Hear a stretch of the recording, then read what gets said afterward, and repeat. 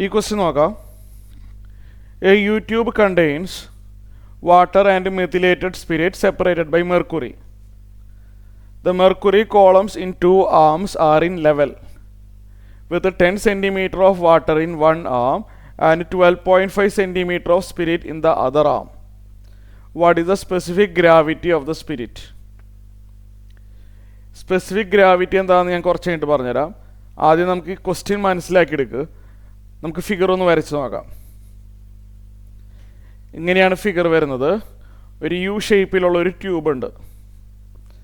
ഈ ബ്ലാക്ക് ഈ കാണിച്ചിരിക്കുന്നത് മെർക്കുറിയാണ്. ഈ മെർക്കുറി ഒരേ ലെവലിലാണ് ഇരിക്കുന്നത്. ഇത് കണ്ടില്ലേ, ഒരേ ലെവലിലാണ് ഇരിക്കുന്നത്. ഈ മെർക്കുറിയുടെ ഈ ലെഫ്റ്റ് സൈഡിൽ വാട്ടറാണ് കാണുന്നില്ലേ. ഈ കാണുന്നത് എന്താണ്? വാട്ടറാണ്. റൈറ്റ് സൈഡിൽ കാണുന്നത് മെത്തിലേറ്റഡ് സ്പിരിറ്റാണ്. ഇവിടെ വാട്ടറിൻ്റെ ഹൈറ്റ് പറയുന്നത് ഇത് വാട്ടറാണ്. ഈ വാട്ടറിൻ്റെ ഈ ഹൈറ്റ് ഇല്ലേ, അത് 10 cm ആണ്. മെത്തിലേറ്റഡ് സ്പിരിറ്റ് ആണ് റൈറ്റ് സൈഡ്, അത് 12.5 cm ആണ് അതിൻ്റെ ഹൈറ്റ്. ഒരു കാര്യം കൃത്യമായിട്ട് പറയുന്നുണ്ട്, ഈ മെർക്കുറി ഒരേ ലെവലിലാണ്. കണ്ടില്ലേ, മെർക്കുറി ഒരേ ലെവലിലാണെന്ന് പറയുന്നുണ്ട്. വായിച്ചു നോക്കിയേ, mercury columns in 2 arms are in level. ഇത് ലെവലിലാണ് ഇരിക്കുന്നത്. Specific gravity of the spirit ആണ് question. Specific gravity of the spirit എന്ന് പറഞ്ഞാൽ density of the spirit divide by density of water. ഇതിനെ പറയുന്ന പേരാണ് specific gravity of the spirit. വാട്ടറിൻ്റെ ഗ്രാവിറ്റി, വാട്ടറിൻ്റെ ഡെൻസിറ്റിയുടെ എത്ര ടൈംസ് ഡെൻസിറ്റി സ്പിരിറ്റിനുണ്ട്, ആ റേഷ്യോ, അതിന് പറയുന്ന പേരാണ് സ്പെസിഫിക് ഗ്രാവിറ്റി എന്ന് പറഞ്ഞാൽ. വാട്ടറായിട്ട് കമ്പയർ ചെയ്യുകയാണ്. വാട്ടറിൻ്റെ ഡെൻസിറ്റിയുടെ എത്ര ഇരട്ടിയുണ്ട് സ്പിരിറ്റിന്. ഈ റേഷ്യോനെ പറയുന്ന പേരാണ് specific gravity of the spirit.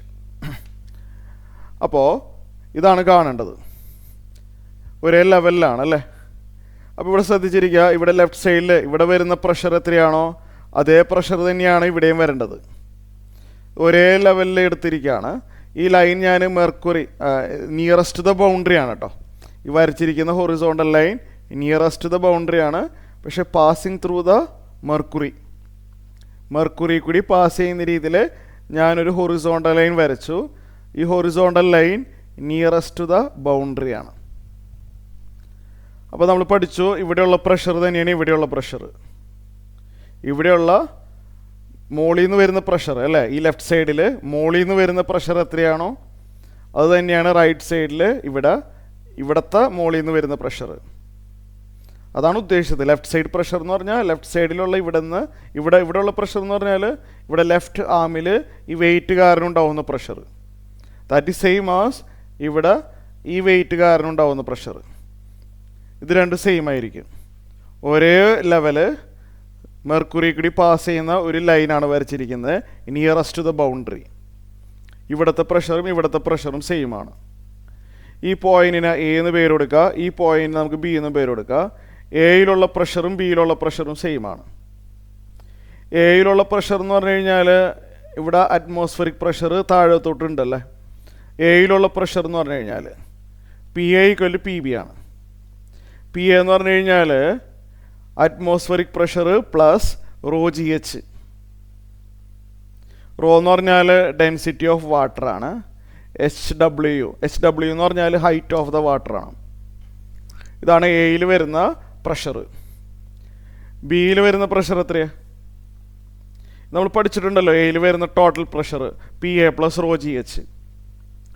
ബിയിൽ വരുന്ന പ്രഷർ എന്ന് പറഞ്ഞാൽ ഇത് ഓപ്പൺ ആയതുകൊണ്ട് ഇതിൻ്റെ മുകളിൽ അറ്റ്മോസ്ഫറിക് പ്രഷർ ഉണ്ട്. പിയിലുള്ള പ്രഷർ PA + ρGH. സ്പിരിറ്റ് ആണല്ലേ, എസ് എന്ന് എഴുതാം.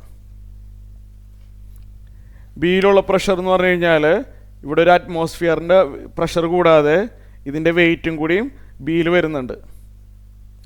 PA + ρGH ആണ്.